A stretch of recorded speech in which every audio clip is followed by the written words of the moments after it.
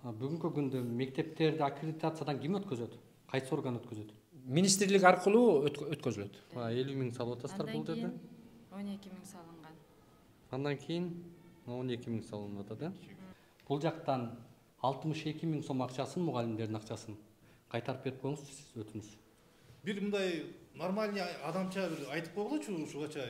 Ар кимдин баскан турганын аңдып, Гарановго же каякабы жеткизгенин токтотсун ай. Ким ал подружкаңыз, тиги берки директордун мамасын техничка кылып алган турбайсызбы? Иштечү беле? Ал иштеген адамдар. Олум Кадырова, Дүйсекеева дегендер иштечү эмес. Мына чындык, мына ушул жерде мына 13 мугалим ошо чындык үчүн чыкырып атабыз бул жерде. Урматтуу аким. Ушул жагдайды мен жеке көзөмөлүмө алайын, өз көзөмөлүмө. Буга кошумча райондук билим берүү башкармалыгынын ишмердүүлүгүнө дагы баа беребиз. Биз укук коргоо органдарына мен өзүм жеке тапшырма беремин. Урматтуу Москва шаарындагы мекендештер, ден соолук өмүр булагы демекчи, үй бүлөңүздүн саламаттыгына да кам көрүүнү унутпаңыз. Айдент медициналык борборунда стоматология, гинекология, урология, терапевтин андан сырткары балдарды сүннөткө отургузуу кызматтарын сунуштайт. Менин катталуучуларым үчүн 20% арзандатуу жана рентген кызматтары акысыз болот. Ошондой эле ишемби күндөрү гинеколог, жекшемби күндөрү терапевтин кабыл алуулары бекер. Айдент медициналык борборунун эшиги 24 саат бою сиздердин кызматта. Дареги текстилшик метросу, Люблинская көчөсү 17, 3-корпус. Айдент. Ооруга асыл мекендеш. Эгер сиз биздин ишмердүүлүктү колдосоңуз, биз чыгарган жарнамалардан кызмат көрүңүздөр. Анткени жарнамадан түшкөн каражат эл ичиндеги көйгөйлөрдүн ачыкталуусуна жардам берет. Урматтуу мекендеш, Ширетмен тиркемеси жакшы мүмкүнчүлүктөрдү жарыялап жатат. Эгерде сизде ширетүү цехиңиз болуп, кайсы бир товарды өндүрүп келсеңиз, мындан ары Ширетмен тиркемесине жайгаштырып, товарыңызды сатууга мүмкүнчүлүк ачылды. Ошондой эле курулуштарга жакшы ширетүүчүлөрдү Ширетмен тиркемесинен табууга болот. Ал үчүн Ширетмен тиркемесин Google Play'ден же App Store аркылуу жүктөп алып, регистрация кылып коюу жетиштүү болот. А эгерде автоунааңыз бузулуп, уста издеп жаткан болсоңуз, дал ошол Ширетмен тиркемесинин иштөө принциптеринде эле Автомен тиркемесин көчүрүп алып пайдалансаңыз болот. Автомен тиркемеси аркылуу автоунаа усталарын оңой тапканга, алардын түрлөрү же тажрыйбасына карап, автоунааңызды оңдотуп алсаңыз болот. Кененирээк маалыматтарды төмөндөгү Instagram баракчадан же сайт аркылуу таанышсаңыздар болот. Биз азыр Чүй райондук мамлекеттик администрациясына келдик. Шаардык билим берүү башкармалыгы менен чогуу дал ошол администрациянын өкүлдөрү барып, ал жактагы ошо мектептин жамаатынын көйгөйүн, ал жактагы мыйзам бузулуп аткан көрүнүштөрдү мындай бир жетектөөгө алсын деген максат менен келдик да. Азыр тийиштүү бөлүмдөн бир адис алып барсак. Аким каерде турат?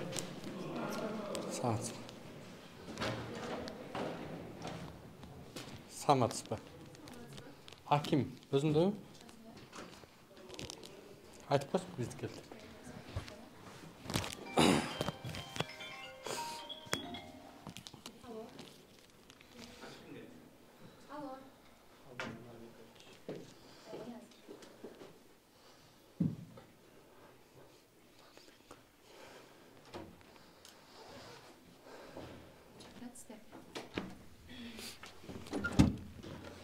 Саламатсызбы? Денсаулыгыңыз жакшыбы? Улукбек атыбыз. Тааныбыз сизди. Алмаз Анарбекович, биз шашылыш элек. Так. Мына жумуш убактысы да бүтүп баратат да сиздерде. Биз азыр Токмок шаарындагы кайсы айыл эле?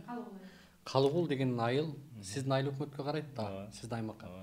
Мына ушул жерде бүгүнкү күндө мектептен жамааты чындык таппай шаардык билим берүү башкармалыгына кайрылып, ал жактан да чындык таппай айласы кетип бизге кайрылды. Анан коомчулукка чыгарып бергиле депчи. Азыр сиз ошол жердин жеринен маселени уксаңыз, мектептин жамааты ал жерде мамлекеттин бюджетинен бөлүнгөн акчаны туугандарына, өзүнүн иштебеген адамдарга бөлдүрүп, директор эми өзү каалагандай аталанча алат экен ал жакта. Ушул акыбалды биз шаардык билим берүү башкармасына барып азыр келатабыз. Алар дагы жетекчиси ошол жака келатат. Ошолордун менен чогуу сиз дагы ушул акыбалды бир жеринен көрсөңүз болобу деп келдик эле. Болот. Кайерлесиз анда? Азыр калуулайын. Жөнөдүк. Кеттик.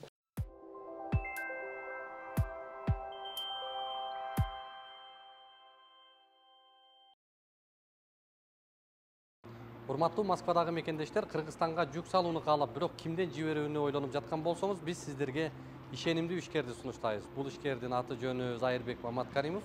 12 жылдан бери иш алып барган командасы сиздин аманатка кыянатты кылышпайт. Кыргызстанга салган жүгүңүздү күндүн аптабына же кыштын ызгаарына калтырбастан атайын жүк сактоочу кампасы Бишкек шаары Профсоюз көчөсү 38/1 дарегинде жайгашкан жүктү Москванын бардык жеринен өздөрү алып кетет. Алган жүктү Кыргызстандын 7 дубанына жеткирүүнү да кепилдешет. Кыргызстанга жумасына 2 машина жиберилет. Жүк баасы көлөмүнө жараша 500 рубльдан өйдө баланат.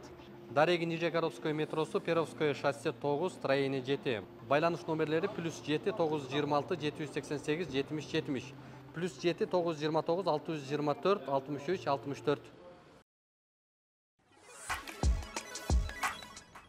Урматтуу Москва шаарындагы мекендештер, эгерде каттооңузду жаңылоо маселеси жаралып жаткан болсо, бул багытта 10 жылдык тажрыйбасы бар Ахмат аттуу ишкерди сунуштайбыз.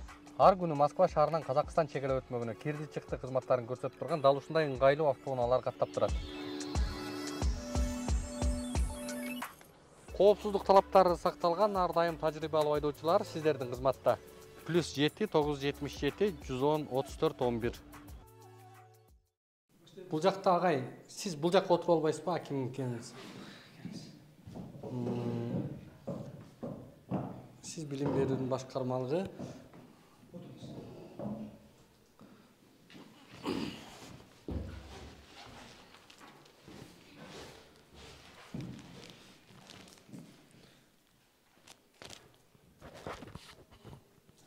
Мектеп жамааты абдан мындай бир укугу тепселип, ошол эле учурда мамлекеттин бюджеттин акчасын тууган уруктарына, жакындарына бөлүп иштебеген кишилер бул жакта айлык алып жүрөт деген маалыматтар менен бир эмес бир нече жолу мына Гароного чейин маалымат барган, бирок тилекке каршы иштин баары Гароного жетип, Гароно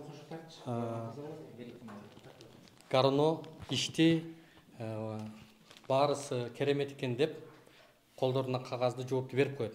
Урматтуу аким, ошон үчүн биз азыр сизди дагы бул жакка көңүл буруп, өзүңүз контролго алып берсеңиз деген максат менен келдик. Анткени мына жакта 13 мугалим монтип арыз жазып, бул жактагы кылмыштуу аракетти баштап коомчулукка ошол укук коргоо органдарына бергенден кийин ошол мугалимдердин үстүнөн басым болуп, үстүнөн тебелеп, мындайча айтканда, байкуштар биз келгенде ыйлап кээ бирлери эбегейсиз бул жакта жанагындай күнөөкөр кылып, кайра арыз жазып, чындык, адилеттүүлүктү ачыктаган адамдарды кайра куугундук жүрүп аткандыгын биз көрүп, бул жактын сөздөрүн угуп, анан Гароного барсак, Гароно мындай кылыптыр. Арыз бул жактын кызматкери кат түрүндө берип, мына монча адам иштейт, мынчасы айлык алат, мынчасы иштебей эле айлык алат. Мына фамилиясы деп болгон фактын тизмектеп берет. Анан бул киши эмне кылып атат? Гарононун башчысы. Гарононун башчысы булар өздөрү берип атат. Мына кагазда дейт. Кагазда бүгүнкү күндө бул адамдар иштеп атат, бирок реалдуулукта ал адамдар жок деген маалыматты берсе, Гарононун башчысы келет дагы текшерип, мен баарын карап чыктым, текшерип чыктым деп туруп, катка жооп берип атат. Мына бул катты өзүңүз дагы бир копиясын алып, бааңызды берсеңиз, мына. Бул ал бизге жазган. Мына маалыматты берип атат, бул жак баары керемет экен деп Гароно жооп берип атат. Эми биздин таң калгандыгыбыз, мына Гароного барып арызданса булар, Гароно баары керемет экен деп берип атат. Мына кагазы баары бар экен, мен текшердим, табелдерде турат. Бул киши келгендиги тууралуу приказдар бар экен, мына китепчеси бар экен деп кагаздарды карадым дагы жооп бердим деп жооп берип атат да. А булар и так айтып атат. Кагазда ошондой, мына кагаз түрүндө бул адамдар ошол жакта иштейт, бирок реалдуулукта жок деген нерсени берип атса, бул киши аларга тескери кылмышты жаап жашырып атат. Бул бир. Экинчиси, бул киши маалымат алдык. Маалымат алсак айтып атат. Бул кишинин компетенциясы жетпейт. Анткени бул тергөө иштери, допрос кыла турган вопрос жаралып калып атат да. Мисалы үчүн, чын эле иштейсиңби сен, качандан бери иштейсиң, сен ким болсуң, неге бул жакта айлык жазылып атат деген вопросту бул тергөөчү берет. Бул киши өзүнүн ыйгарым укугундагы көрсөтүлбөгөн иштерге аралаша албайт да. То есть бул иш адилеттүү, айкын, ачык териштирилсин деп туруп прокуратурага бериш керек болчу муну. Прокуратура анан тергөөчүлөр ар бир киши чын эле иштейсиңби, качантан бери иштейсиң сен, ким болуп иштейсиң, качантан бери айлык аласың деген суроолорду алар бериш керек эле да. Арыз түшкөндүгүн эртеси күнү мына зам Гаранонун замы баш болуп келет дагы. Бул киши келип туруп жемелеп баарысын урушуп, текшерген кандай болот экен, арыз жазганды кандай болот экен, мен силерге көргөзүп берем деп туруп, булардын баарысын басмырлап, 7 мугалимди алып келип эртеси текшерүүнү ар биринин артынан илип койду. Кана приказыңар ошо текшерүүнүн? Эмне негизинде текшерүү кылдыңар десе бизге көргөзүп бере албады. Эми азыр өзүңүз угуп коюңуз. Бул жактагы мугалимдер кандай болгондугун айтып берсин. Түшүнүктүү. Бул жерде эми мен коем, кое туруңуз. Улукбек мырза, Чүй районуна кош келипсиз. Мектепте ушундай абал жаралганы бул абдан өкүнүчтүү. Бул жерде эми ошо финансылык чагбалык жактан маселе бар экен. Эми аны жанагы кагаз жүзүндө жанагы жумушка алып иштеп атат деп, анан фактически ал киши жумушка келбегенди, буну оңой эле аныктаса болот. Бул жерде мен оюмча жанагы көз карандысыз жумушчу комиссия түзүлдү беле? Карадыңарбы? жаңы түзүп атканбыз. Түзгөнбүз. Бул жерде жаңы көз карандысыз бир комиссия түзүп туруп, ошол жанагы бүт мугалимдер менен келип иштеш керек. Анан кийин ошол жанагы жумушка иштейт, бирок чындыгында жумушка келбей жүргөн мугалимдерди дагы аты жөнү бар да. Аларды баарын чакырып келип, Директордун апасы экен, директордун кызы экен. алардын баарын аныктаса болот. Анан бул ушул кырдаал боюнча менде маалымат жок экен. Бактырович, эмне үчүн менде маалымат жок бул? Бул ушундай мектепте ушундай болуп атканы боюнча. Биз жана комиссиянын жыйынтыгы менен айта дегенбиз. Аны эми биз баягы мындай айтылганда кат жүзүндө кайрылбагандан кийин анан угуп эле баягы эми орообуйраак айтканда Жок, эми айтылган ушакка ишенип эле анан сизге бул маалымат мына берген. эмгек жамаат Сизге кат менен кайрылып атпайбы? Каякта кат жок деп атасыз? Мен сизге дагы бир жолу жана дагы менин кабинетимде айттым, дагы бир жолу айтам. Коллектив кайрылган эмес. эме кылалы. Анан сөздү сизден өтө суранычы. Мына Мырза. келиңиз. Азыр мындай кылалычы. Азыр агай мына Сизден ушул өтө жерде сураныч. калп айтып маселени жашырып аткандыгын көрсөтөлү. Сизден Келиңиз. өтө сураныңыз. Мына. Сөздү бурмалабай. Сөз бурмаланган жок. Маалыматты кат түрүндө бергендигиңизди тастыктайсызбы? ооба. Эмнеси чалган деп Бул атасыз сиз? коллективдин деп атасыз сиз. Бул иштегенби бул жерде? Сиз иштегенсизби? Биякта иштеген. Бул бир киши менен коллективдин айырмасы бар да. Эми көрдүңүзбү, урматтуу аким мырза? Маселе кандай болуп атат да? Анан бизге маалымат эми такталбаган маалымат болуп атат. Ошол ар бир директор бул жерде иштеш үчүн Гаранонун оозун майлап чыккан. Улукбек мырза, мындай кылалычы, мен бир эки суроо берип алайынчы. Улуттук коопсуздук кызматына ким арыз менен кайрылды? Депутат. Сиз кайрылдыңыз, Бүт ошо арыз жазылгандан баштап хронологиясын айтып берсеңиз эмне болду? Улуттук коопсуздуктун компетенттүүлүгүнө кирбейт экен ал. Мага мугалимдер где-то 11 январда го дейм арыз жазышты. 13 мугалимдин колу менен. Гүлбар жазды өзүнчө еще. Мен пол жуучумун, охранник болчумун, затопник болчумун, эмне болчумун, уборщица болчумун деп баарын 4-5 немени жазды да. Ошонун баарында иштеп келчүмүн, бирок мен ошол киши бар экенин билбептирмин, иштеп жүрө бериптирмин дейт. Мугалимдер жазышты, биз ошолордун ордуна эшик насын шыпырчу экенбиз, пол жуучу экенбиз, баардык ишти кылчу экенбиз деп полный кат жазып берди. Мен териштиргөнгө мектеп ичинде укугум жок. Ошон үчүн только мен териштирүүчү органга гана берип койдум. Мен бул жерде ишим жок дедим. Эмнеге мага берип атасыңар десем, ага чейин биз Гараного берип көргөнбүз деди. Берсе чечкен жок деди. Ана чечпеген кезепетинен биз уже депутатка кайрылдык. Если сиз карай албасаңыз, уже президентке барабыз дешти. Ана мен болсо уже териштирүүчү органга эле берип койдум. Менин ишим жок, уже главный өткөзүп койдум. Мен калганын билбейм. Ана териштирүүчү орган бир айдан кийин, бир 15 күндөн кийин мен уже ички текшерди. Кызматы ошол арызды районго түшүрүп атат. Комиссия түзүп карап чыккыла. Жок, объективдүү баа бергиле депчи. Баа бергиле. Бирок түзүлдү комиссия. комиссия түзүптүр. Комиссия бул бир тек гана ошол мекеменин бир тараптуу ошол мекемеге байланышкан кызматкерлердин баарысын тизмектеш. Мен башка ведомстводон сорбойм да. Ошон үчүн азыр биз ошон үчүн акимди чакырып атабыз бу жакта. Бул күлө турган иш эмес агай, бул ыйлай турган иш. Сиз күлкүлүү сөз сүйлөп атасыз. Жок, мен күлө сөзүн баарын бурмалап атасыз. Мындайлап урматтуу коллегалар, мисалы этика деген кичине мындай. этиканы кичине абайлап. мындайлар урматтуу коллегалар, бул жерде эме сөз бурмаланбаса жакшы болмок. Кыргызда бир жакшы сөз бар. Салттан жыгылса, аттан жыгылса салттан жыгылбайт. Салт боюнча мындай туура сөздү туура деп айтыш керек. Бул боюнча менин маалыматым бар. Оз эки кайрылган, мына коллектив турат.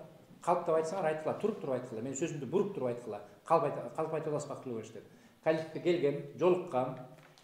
Жолуккандан кийин коллектив өзүн айткан. Сиз айтып аткандай эч кимди бурмалап, ургулап, басмырлаган сөз болгон эмес. Мына депутат да турат.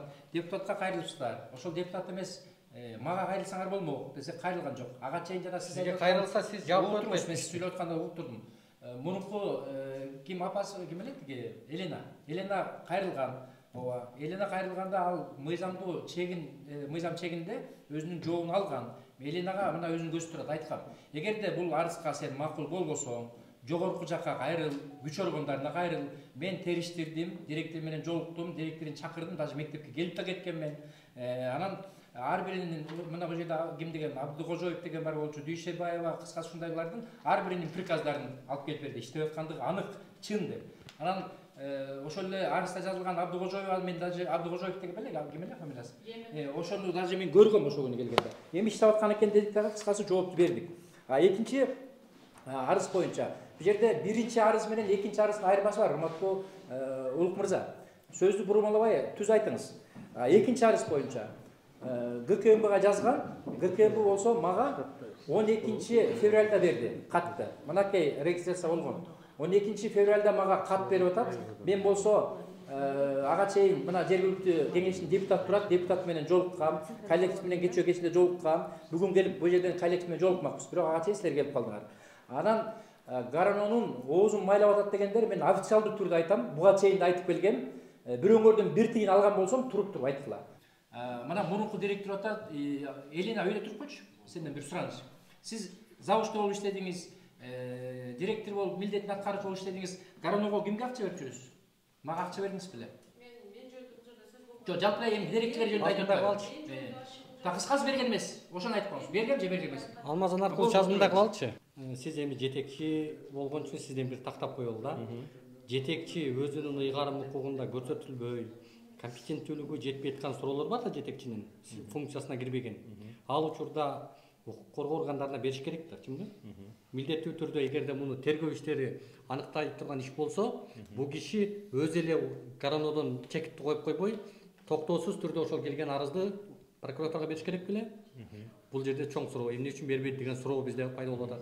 Экинчиси, акча жебедим деген жагдай жаралып атат. Аккредитация боюнча бизге маалымат берип коесузбу кичпейилдикке? Аккредитацияны кайсы жактардан кантип алат? Бул мектеп аккредитациядан өтүп турабы негизи? 5 жылда бир өтүп турат. Былтыр 23-жылдан баштап азыр милдеттүү түрдө өтүш керек эмес. Буга чейинки мыйзам боюнча ар бир мектеп 5 жылда бирден жолу милдеттүү түрдө өтүп туруш керек. Бүгүнкү күндө мектеп өтпөй койсо да болот. Өтсө да болот. Өтпөй койгондун эки себеби бар. Сиз сурооңузду аягына чейин угуңуз. Эки себеби бар. Эгерде мектеп аккредитациядан өтпөй калса, силер өтпөй калдыңар. Силердин бүткөн бүтүрүүчүлөр чет мамлекетке окууга бара турган болсо, мектеп как силердин мектептин документин алып аткандан кийин мектеп аккредитациядан өткөн эмес деп, ошол баланын документи жарабай калышы, эми ал жерде окуу жайга жараша болот, жарабай калышы мүмкүн. Бирок бүгүнкү күндө сөзсүз түрдө өтүш керек деген маселе жок. Агай, бүгүнкү күндө мектептерди аккредитациядан ким өткөзөт? Кайсы орган өткөзөт? Министрлик аркылуу өткөзүлөт. Министрликте ким өткөзөт? Отдел бар, өзүнүн бөлүмү бар. Бул Гараного тиешеси барбы? Гараного тиешеси жок, негизи мектеп түз өтөт, бирок эми бул биздин баягы территорияда болгондон кийин биз аркылуу барат да, биз билишибиз керек да, ким өтөт, ким өтпөй атат. Биз билишибиз керек да. Бул жактан 62 000 сом акчасын, мугалимдердин акчасын кайтарып берип коюңузчу сиз, өтүнүч. 62 000 сом акчасын жөнүндө кечинде айтышты. Бул жөнүндө кайтарып бере албайм. Неге? Себеби мен алган эмесмин, бул акчаны көргөн эмесмин. Экинчиси Сразу эле сөз өзүңүз оозуңузда. 62 000 сом боюнча ким Эмне деп кимге канча акча котордуңуздар? 62 миң сом боюнча аккредитациядан өтүш керек деп Лилия Назарбековна бизге сунуш кылды да. Таанышым бар, мугалимдер чогулткула 62 миң сом мен өткөзүп берем деди. Анан мурунку азыр декреттеги директордун кайненеси экөөбүз Салкын эже бул жакта иштейт, ал да мугалим. Экөөбүз барып Народныйдан 62 миң сомду салып келгенбиз. Менде чек бар.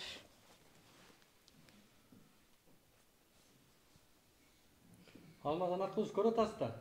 Маселе кандай экен? Буякта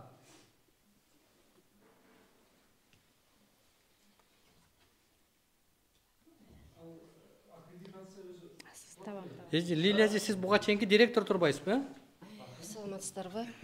Азыр аккредитация боюнча айтып коңуз, анан калгандарын кийин айтып бересиз. Аккредитация боюнча биз деген былтыр аккредитациядан өткөндө 1 жылга өтүп калдык. Анан кийин 1 жыл деген бир паста эле бүтөт, көздү жумуп ачка чакта деп, мен эми биякта көп жыл иштегенден кийин жамаатка кайрылып туруп, биз эми бүтө электе эле иш аракетибизди кыла берели, өтөлү.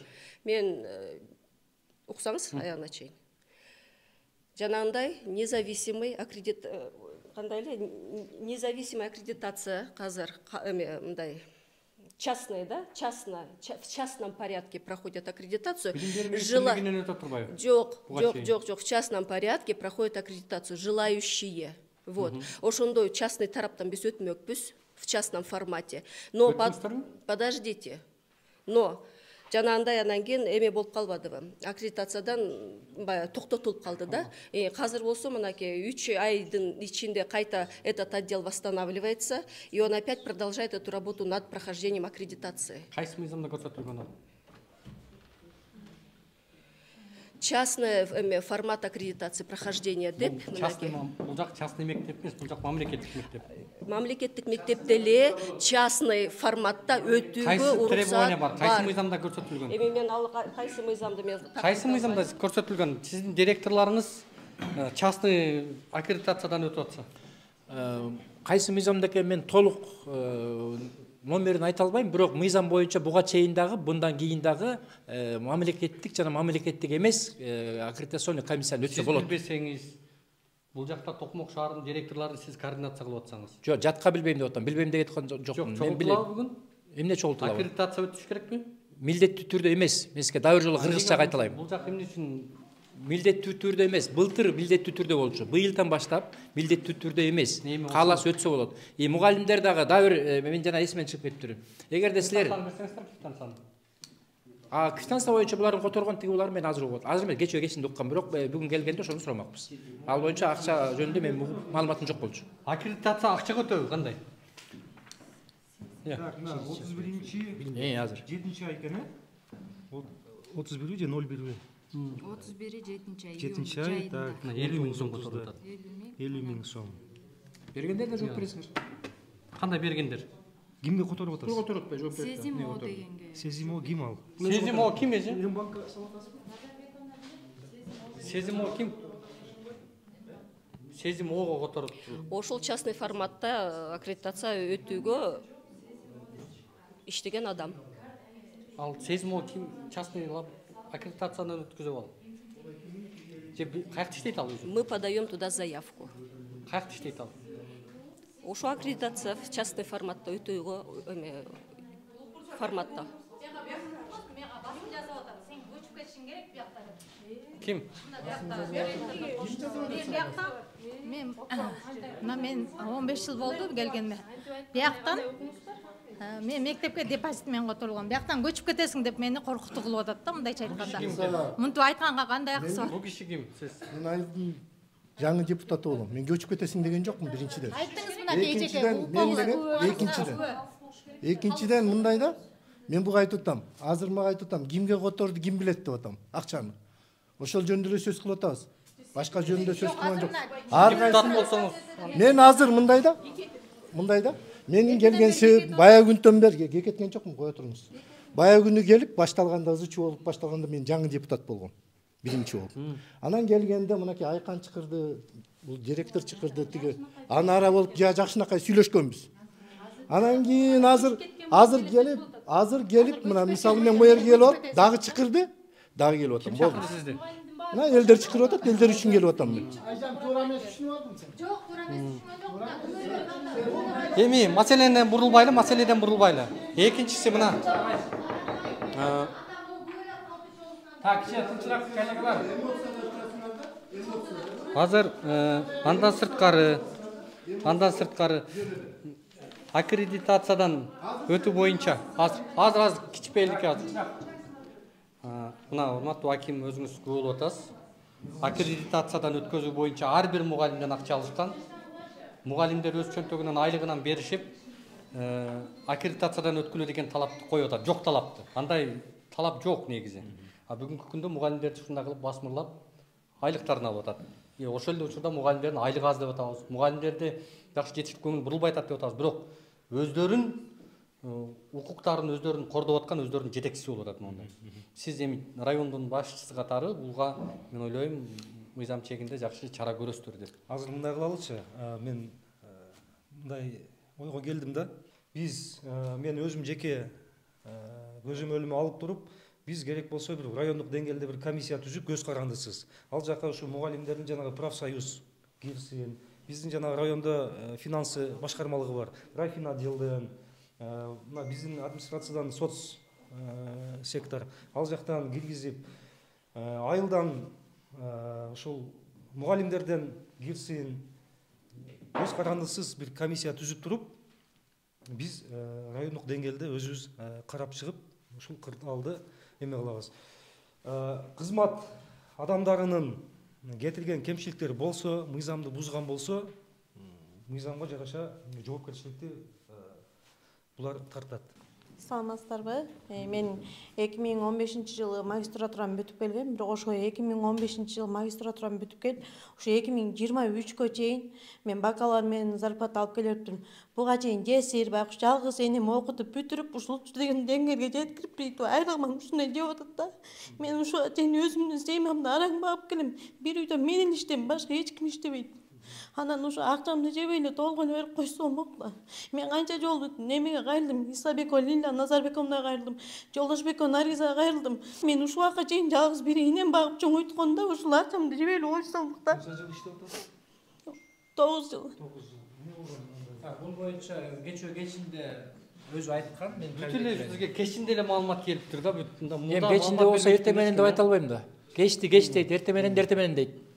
Бүгүн дейт, эртең дейт. Мына өзүнө да айткам, кече күнү кечинде айтты. Анан чын эле булар магистратураны же болсо бакалавр менен төлөнүп жүргөн менин маалыматым жок. Маалыматты тактап, главный бухгалтерга бүгүн тапшырма бергенбиз. Дипломдарын тапкыла. Эгерде ошол мыйзам жол бере турган болсо, сөзсүз түрдө иштеген эмгегин алат, албай койбойт. Ал жерден Гарановго да кызыкчылык эмес, мектепке да кызыкчылык эмес, бирок туура эмес эсептеген үчүн мына директорлор жооп берет ошон үчүн, да бир жолу айтам. Себеби табелди директор өткөрөт. Табелди Гаранов өткөрбөйт. Булар кандай табел бизге өткөрсө, биз ошол боюнча начисление кылып беребиз. Киши жок болсо деле берип коер экенсиздер да акчаны. Киши жок болуп койсо, берип койгон киши жооп берет. Жооп бериш үчүн сиз эмне кылдыңыз мына? Жооп бериш үчүн мен жок деп атат, киши жок деп маалымат берип атат сизге. Мына сиз айтып атасыз, мындай да. Бар экен деп кайра жооп берип коюп атасыздар. Улукбек мырза, эми сөздү бурмалабай түз сүйлөңүз. Мен сизге жана да айткам, дагы бир жолу өтө суранып кетем. Биз бурмалабайбыз. Мына комиссияны түзгөм. Эгерде мыйзам жол берип биз чечем, биздин колубуздан келе турган иш болсо, биз чечебиз. Биздин колубуздан келбей турган болсо, акимге, прокуратурага, ГКМга, күч органдарына кайрылабыз. Ал менин мыйзамдуу укугум. Түшүндүм. Сиздин адистигиңиз боюнча кандай? Билимиңизди билсек болобу? Жогорку билимдүү. Мугалим болуп 30 жыл иштегем. Кайсы тармакта? Мектепте. 30 жыл. Чыгармачылык жактачы? Чыгармачылык жакта Кудайдын берген таланты бар. Комуз ойнойм, аккордеон ойнойм, дагы эле ойнойм. Чыккандан кийин ойносоңуз дагы ойноп берем. Сиз мында артист деп айтты да, мында чыгармачыл адам депчи. Мындай болуп атат агай. Могу жерде сиз эми бир жыл болупсуз да жетекчи болуп келгендигиңизге. Ошон үчүн сиз баарын билет деп мындай өзүм баарын билем деп айтсаңыз адашкан болосуз да. Кээ бир нерселерди мындай туура кабыл алсаңыз бул өзүңүзгө жакшы. Могу жерде так жазылып турат да, сизге арыз келип түшүп атат. Арыз түшкөндөн кийин дагы бир жолу айтып атам. Мына акимге ошон үчүн жөндөн берген жок мына суроону. Эгерде акимдин компетенттүүлүгүнө жетпесе, аким укук коргоо органдарына, тергөөчүлөргө жолдойт сразу катты. Мынуга менин ГКМБ өзү, мына ГКМБ жолдоп атат. Улуттук коопсуздукка тиешеси жок экен мунун, өзүңөр карагыла деп. баа бергиле деп. Ошол эле сымал сиз дагы урматтуу кызматкер, бул менин компетенттүүлүгүмө жетпейт. Мен ар бирин чакырып алып допрос кыла албайм, тергей албайм, ал кишилерди мен сурак кыла албайм. Сурак кылуучу орган бар. Мен ошого жибердим деп туруп, прокуратурага жиберип коюшуңуз керек эле. Ошондо биз сизге убакыт келе элек, срок бар. Срок келе элек. Комиссия жаңы эле түздүм. Мен сизге дагы жолу айтып атам. Сиз ал мына катыңыз, сиз ага жибербей өзүңүз жооп берип коюп атпайсызбы? Бул биринчи кат. Мен ушуну сурап атам. Отурган элди да адаштырып, биринчи кат менен экинчи катты аралаштырып, анан өзүңүзгө керектүү эле маалыматтарды айта бересиз. Бул биринчи кат боюнча. Бул жакта завуччик жазган катты айтып атам. Бул биринчи кат ошо, биринчи кат. Мына ушул катты. Экинчи каттын срогу келе элек. Жок, экинчи кат жөнүндө сүйлөй элекмин. Биринчи кат боюнча прокуратурага сиз жиберишиңиз керек эле муну. Прокуратура органдары ал жакта чын эле өлүк жандар бар бекен, жок бекенин прокуратура аныктайт эле. А сиз прокуратурадан ашынып барып туруп, тергөөчү болуп келип, бул жакта мен сурадым, бүт баарысынын документтери бар экен деп туруп, булар айтып атат. Мен документтери бар, баарысы документальный бул жакта тизмеде бар. Бирок аны биз өмүрү көргөн эмеспиз, иштебейт ал адамдар деп айтып атса, сиз кайраларга жооп бересиз. Алардын документи бар экен деп жооп берип атасыз да монда. Жооп берем, жооп бергем, ооба туура айтып атасыз. Бирок эмне үчүн жооп бердим? Эмне үчүн жооп бердим? Себеби ошол жерде келген ар биринин паспортторунун копиясын, приказдын копиясын, ошол жерде жазган жанакы Абдыкожоевду мен мына отурбайбы? Ошол арызда бар болчу, Абдыкожоевду мен кирип чыгып, именно ошол келген күнү көргөм. Анан директордон сурадым. Директордун түшүнүк каты да бар, түшүнүк жазып берген билдирүүсү да бар. Аны сизге көрсөттүм. Аны көрсөттүм. Анан ошол боюнча тастыктаган директордун буйруктарынын копиясы менен алып келип бердим. Арыз жазган кимге? Еленага. Еленага айткам. Елена, мынакей момундай жоопту аласың. Эгерде сиз макул эмес болсоңуз, күч органдарына кайрылыңыз, министерствого кайрылыңыз. Бул каттын аягында өзү да жазып койгон. Эгерде сиздин жооп туура эмес болсо, мен кайрылам деп. Анан дагы бир нерсе, сөзүңүз оозуңузда улап кетесиз. Сиз айтып атасыз, бул жактагы катты мен келип карасам чын эле бирөөсү жүргөн экен, анан мен ушинтип жазып бердим деп атасыз да. Бунуңуз сиз эми бир жыл болуптур жетекчи болгондугуңузга. Бирок бул кылгандыгыңыз кызмат абалынан аша чабуу. Бул кылгандыгыңыз кылмыш иштерин, кылмыштын белгилерин жашыруу деген атайын кылмыш жаза кодексинде беренелер бар. Сиз ошого мындай ылайык келе турган иш кылып коюп турсуңуз деп атабыз. Сиз мына катта булар айтып атат. Урматтуу Гаранонун башчысы, бизге билип берчи, булар чын эле иштейби экен же иштебейби экен, булардын документи бар бекен же жок бекен деп кат жазбай атат сизге. Сизге катты жазып атат. Муну адам бул жерде документи бар, бирок реалдуулукта ал иштебейт деп кат жазып атат. Каттын мазмуну ошол болуп атат. А сиз каттын мазмунуна карабай туруп эле, булар иштейт экен деп айтып койдуңуз да. Эми мындай кылалык. Урматтуу айыл тургундары, кесиптештерим. Мен дагы бир жолу айтам, мыйзамсыздыкка мен да каршымын. Мамлекет тарабынан болуп көрбөгөндөй айрыкча Калугул айылына 70 миллиондон ашык сомго өкмөт каражат коротуп мектепти салып берди. Акыркы эң жакчы мектеп ушул. Мыйзамсыздыкка мен дагы каршымын. Эгерде ким мыйзам бузган болсо, мыйзам астында жооп берет. Мен биринчи күндөн баштап ачык айтам, 200% мен гарантия берем. Бирөөнүн бир тыйын албайм дагы, алып да көргөн эмесмин. Бергендер болсо туруп айтсын. Бул биринчиси. Экинчиси. Ошону сизден угуп атам мен. Аны териштиребиз. Укук коргоо органдарынан мен өзүм жазам. Териштирет. Аккредитацияда мен сизге дагы жолу айтып атам. Частныйдан буга чейин өтсө да болот. Мамлекеттик кайда бар, ошону көрсөтүп коюңузчу. Частныйдан өтсө болот деген кайда бар экен? Юрист мына сиз орун басар экенсиз. Частныйдан өтсө болобу? Болот. Кайсы мыйзамда көрсөтүлгөн? Мыйзамда көрсөтүлгөн эмес. Жогоруда айтып атты, Бактыр Төрөгөнчү айтпадыбы? Жок, мыйзамда көрсөтүлгөн. Билим берүү министрлигинде атайын отдел бар, бөлүм. Лицензионный и аккредитационный деген. Ошол отделге барсаңыз, ошол жерде жооп бересиз. Токмок боюнча баарысы ушул аккредитациядан өтөбү?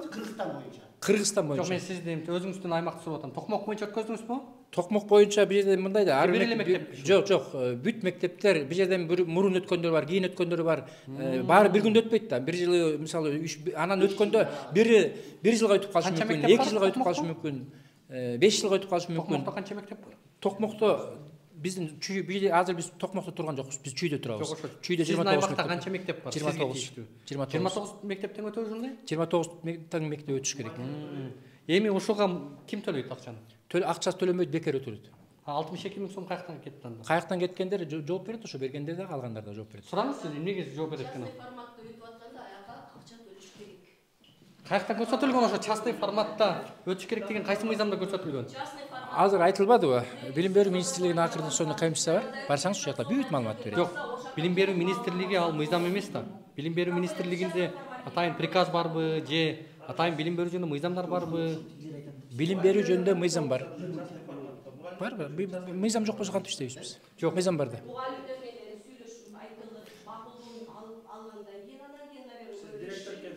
Жана директор ошол киши да. Ошол кишиге берген, ошол жооп берет. Я как учитель, как рядовой учитель, мен өзүмдүн сунушумду айтканмын. Давайте өтөлү деп. Эми күтүп жата бербей, бир жыл бат эле өтүп кетет. Биз эми бир эле жыл убакытка өтүп калдык да. Көзүбүздү жумуп ачкы чакта эле келип калат убакыт. Өтө берели десек бүт барып өтө беребиз дешти. Жок, аны өтүш бекер турбайбы ал? Бекер было. Есть две, бекер деген токтогон, остался теперь желающий, теперь проходит в частном формате. Ошону билип туруп биринчи Минобразованиядан, анан кийин ушул эмени бергилечи. Бул эжеке тазалыкка карайт экен. Биз болсок экөөбүз ошо мектепке киргенден бери экөөбүз болчубуз. Андан бөлөк эки кишинин физический жумушун аткарып келиптербиз. Бул күнгө чейин билген эмеспиз. Качан арыздын негизинде эме түшкөндөн кийин биз билдик. Билгенден кийинки эмебиз биздики бирөөсү Сауле Дүйсенбиева деген, экинчиси Өлөм Кадырова экен. Өлөм Кадырованы тааныйсыңарбы деди, тааныбайбыз дедик.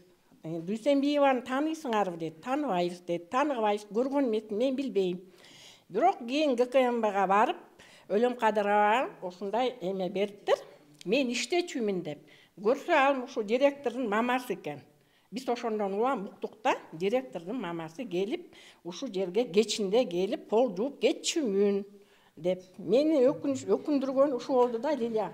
Ушуну сен ушунчалык калп кылып, ушундай кылбай деле койсоң болмок. Бир айыл болгондон кийин эртеби кечпи баары угуларын билгенсиң. Ошонун баарын башкача кылсаң болмок. Чынбы? Болбойт да, Наргизанын мамасында ушундай кылып, мисалы үчүн мондай эмеге акыбалга таштап, болбойт да. Подружкалар, кимдин подружкалары жанагы? Дүйсенбиева Сауле, Лилиянын подружкасы деп, мынакей мен экинчи эмем айтты, мен сураганда. Ким ал подружкаңыз, тиги берки директордун мамасын техничка кылып алган турбайсызбы? Иштечү беле? Ал иштеген адамдар. Иштейби? Иштебеген адамдар. Бул кишилер кайсы учурда келишти? Эми булар айткан, мен деле айтып атам, алар иштеген адамдар. Иштебеген адамдар. Кайсы учурда келчү алар? Келчи, колу бошогондо келчи. Колу бошогондо келип иштеген ал сонун эркек адам турбайбы да, эрке? А тиги подружка, неге подружкаңыз жазып койдуңуз? Ал келип иштечи деп атпаймынбы мен? Кайсы учурда? Эми педколлектив менен техперсонал. Они не обязательно должны встречаться. Туурабы? Педколлективден күндүз келет. Мына техперсонал мына көрбөйт экен булар. Алардын сабагын берет. Бир материалды колдонсо керек, ошолор баары тряпка, шпыргы баары чогуу колдонобу же? А техперсонал келип туруп кечинде жууп кетчи. Жок. Жок. Саламатсыздарбы? Алмаз Абдыкурович, саламатсызбы? Сизге кайрылууда. Биз бул жерде, биз мисалы ушул жерде биз калпчы болуп атабыз да, чындыгындачы. Канча күндөн бери туурабы Бакыт агай, сиз Бакыт Төлөгөнүч, биз сизге кайрылдык. Ооба, агай биздин угуп келди буга чейин. Уктук, көчөдө бардык, биз айтып бердик, ачыктап айтып бердик. Бирок Олом Кадырова, Дүйсекеева дегендер иштечү эмес. Мына чындык, мына ушул жерде мына 13 мугалим ошо чындык үчүн чыркырап атабыз бул жерде.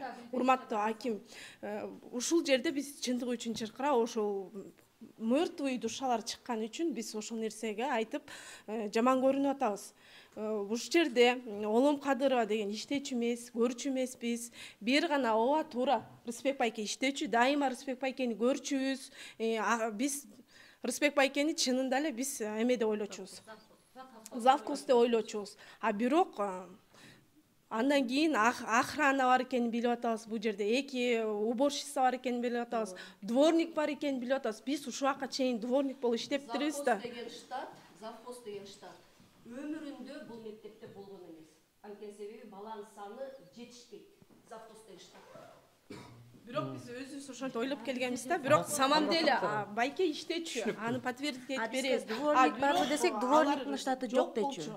Бул жерде иштеп атат деген бул мисалы Олом Кадырова деген шаарда жашайт экен, кантип келип кечинде келип пол жууп кетет. Өзүңүздөр ойлосоңуздар. Сира таныштырып өтөйүн. Мен жанада сиз менен тааныштым эле. Кыргыз тили адабияты мугалими болуп иштейм ушул жакта.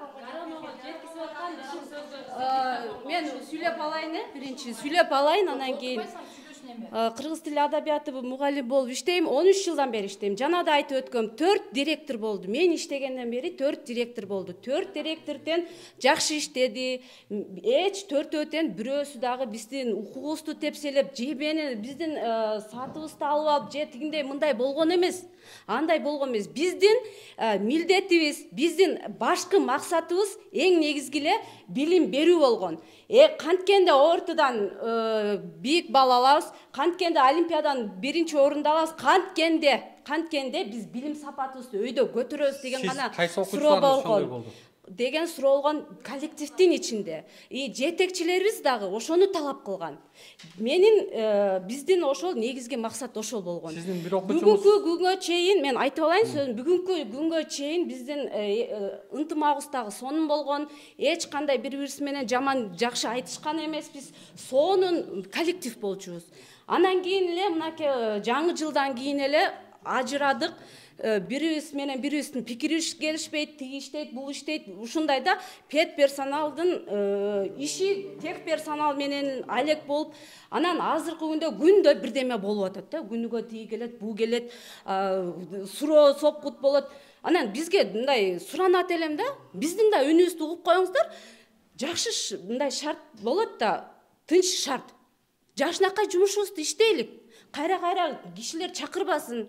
Жакшынакай жумушубузду иштейлик. Ким тоскоол болуп атат? Бирөө басып атабы? Жок, кайра келип тияктан бияктан, мисалы үчүн суроо сопкут болот да, кайра келипчи. Кимге болуп атат? Бизге карата болуп атат. Сиз жөнүндө?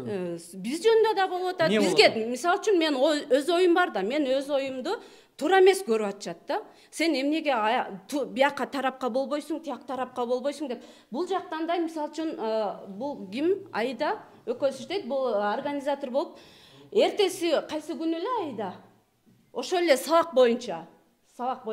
Сен сабагыңа, биринчи сабакка ата-энелер тарабынан эмес, айылдык депутаттардын тарабынан келип сабагына катышып атат. Бул мыйзамдуубу? Ким катышып атат? Ким эле? Ошол эле айткан эже, саламатсыздарбы? Мен ушул мектептин тарбия завучу организатор болуп иштейм. Келгениме 65 жыл болду, иштеп келгениме.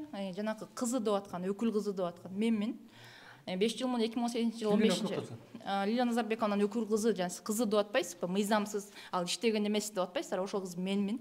Мындан 5 жыл. Өкүл кызы. Ооба. Мындан 5 жыл мурун 2018 жылы 15 августта келгем ушул жерге. Нарын областынан практика катары 2 жылга жиберилген. Ал кезде мен өкүл кызы болуп келген эмесмин. Обычный эле практика мугалим болуп келгем. Ошондой эле мен айтып өтөйүн. Ошондой эле ошол эле убакта мен тарбия завуч болуп орношком. Ошол жылдан бери иштеп келатам. Андан кийин 2019 жылы мен ушул жерге турмушка чыгып калып, ошол жерде өкүл ата өкүл шайланган. Ал боюнча териштирүү болбойт болуш керек. Анан жеке маселени айтпай мен айтайын. Ошол боюнча анан бул жерде айтылып атат. Биз деген субботникке чыгып келгенбиз. Ооба, мен тарбия завуч болуп жүргөндө министрликтин 3 айлык жаралыгы чыккан. Ал жерде 3 ай бою башка мектептер, садиктерден бери субботникке чыкканбыз. Биз кароолчу жок болчу деп атат. Жай бою Гүлбарже менен Заремеже кароолчу болуп келген. Ушул жерде тигилген гүлдүн баарын ошолор сугарып карап келген. Туурабы? Карап келишкен. Техничка кароолчу да болуп иштеп келишкен. 4 кызматта. Ошолдун негизинде акча алып келишкен. Туурабы? Анан ошонун негизинде Гүлбарже менен Заремеже иштеп келген.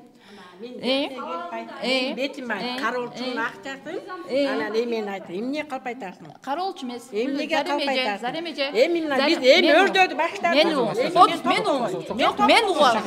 Жок, мен угам. Айтып берем сиздерге. Жок, мен дагы угуңуз. Мен дагы.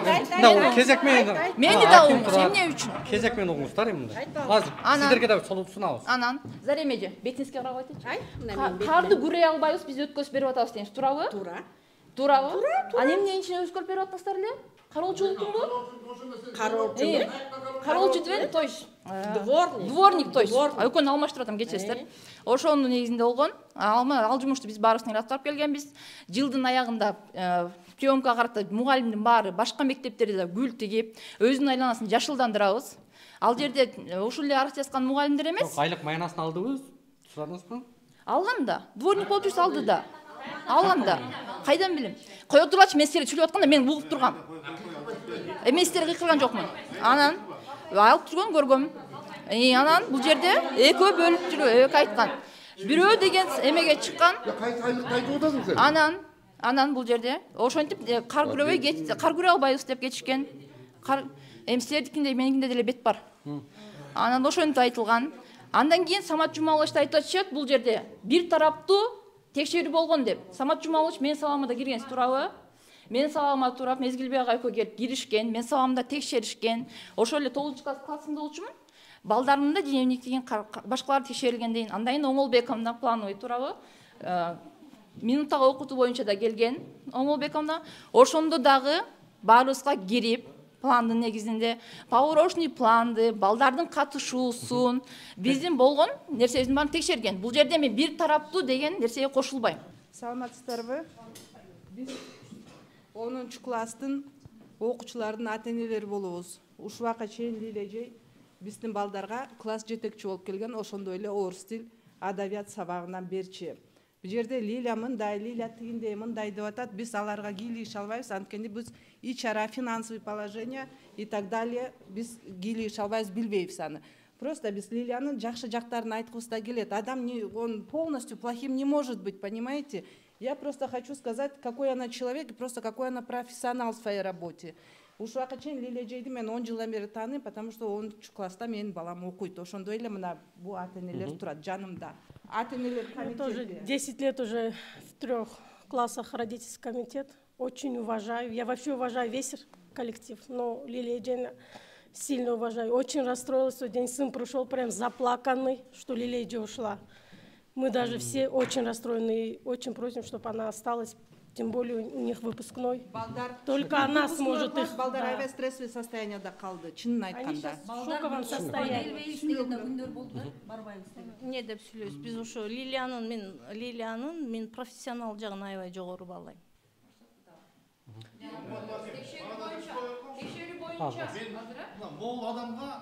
Могул адамга бир мындай нормальный адамча бир айтып койгулачы ушугача. Ар кимдин баскан турганын аңдып, гараногобу, же каякабы бир жеткизгенин токтотсун ай. Бизби? Келин ай. Ушул боюнча мен айтылайынчы агай. Баары кетет. Экөөбүз кыралып иштейбиз бу жерде. Агай, мен түртпөңүзчү. Агай уруксатпы дагы? Мен ушул биринчи уруксат мен айтайын. Гарано тараптан текшерүү керилектен мурунча эле 5-күнү биздин мугалимдер арыз жазгандан кийин, понедельник күнү мен 11 класста сабак өтөтсам, Буран айылынын айылык депутаты жана Сталиндин кабыл айылынын депутаты келип мен сабагыма киришти. Ал жерде учебный завуч болчу. Аны мен таң калдым. Эмненин негизинде кирип атасыздар мен сабагыма? Айылдык депутат. Эмненин негизинде десем, келишим түзүп алганбыз. Анан билим сапатын текшерүү боюнча деди. Анан киргенден балдардын көзүнчө туруп ызылдашпайсың да. Анан макулсуздар кириңиздер дедим. Кирип сабак өтүштү, отурушту. Анан учебный завуч текшерип атат. Доскадагы тема менен журналдагы теманы. Мен эки башка тема өтпөйм да. Бир теманы өтөм. Анан бул жерде эч кандай билдирүү берген жок ма директор тараптан дагы, учебный завуч тараптан да. Бул жерде директор да сабакка киргенде 1 саат мурун бизге айтылат. Мен сабагыңа кирем деп турабы агай? 1 саат мурун айтылат. Эч кандай эч нерсе кылган жок да, кирип келди. Бул жерде мындай болгондо укук тебелөөчүлүк барбы? Же укук тебелөөчүлүк жокпу? Айыл ичинде Уулкан дегендер бар, айыл тургундары бар да.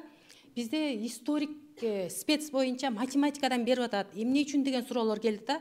Анан Буран айыл өкмөтү болуп келип, булардын арыз муундары, мугалимдердин арыз муундарын уктук. Анан тияка жеткизбеш үчүн чын эле ошондой болду экен деп бир маал келип директордун уруксаты менен директор уруксат берди. Макул, эми бир сабагына катышып кеткиле деди. Анан математикага, анан дагы бир сабакка, эки сабакка катышып туруп, кыргыз тилге катышып туруп кеттик. Анткени деген бизде кайрылуу түштү да, эмне үчүн спец история болсо математикадан берет депчи. Азыр мен ошол боюнча жооп Кесиңиз Котуз мен азыр жооп история, математикадан берип атасыз. Социально-экономический образование бүткөм диплом боюнча, тарыхчы, экономика жагын бүткөм мен. Андан кийин бул мектепте математика жок болгондуктан мен өзүм мурун алгебрадан дагы, физикадан да олимпиадаларга, республикага чейин барып келгем. Анын негизин бүт деп документтерим бар. Андан кийин күндүзгү окууга тапшыргам. Окууга тапшырып, ошонун негизинде мен азыр дагы эле окуйм. Документтерим бар.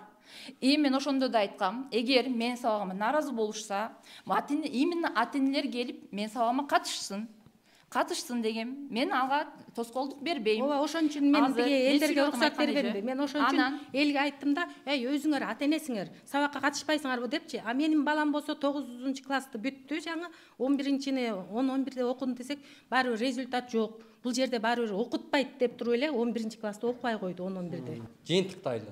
Биз бул көрүнүштөн ушул жарандардын, мугалимдердин үнүн угуп отуруп, биз шаардык билим берүү башкармасына эмес, аманатты сизге жүктөгөн турабыз.